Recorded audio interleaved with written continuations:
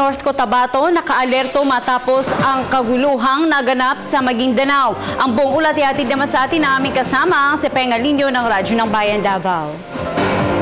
Ayon kay North Cotabato Governor Emily Lou Mendoza, sa panayam Lunes na umaga na kanya nang pinaalerto ang buong puwersa ng militar at pulisya sa kanyang probinsya matapos ang nadugong labanan ng Philippine National Police o PNP Special Action Force o SAF sa may Mamasapano, Maguindanao na nagsimula madaling araw-linggo.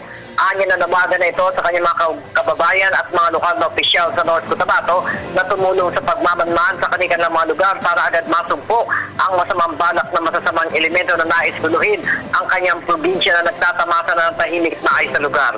Kanya na rin, natasa ng buong puwersa ng militar at pulisya na agad makipag-ugnayan sa iba pang mga otoridad, lalo pa ngayon na mainit pa rin ang labanan ng pulisya at umano yung mga ilang miyembro ng Moro Islamic Liberation Front o MILF, kung saan umabot na umano sa halos 50 ang mga nasasawin at sugatan sa nasabing sakupaan.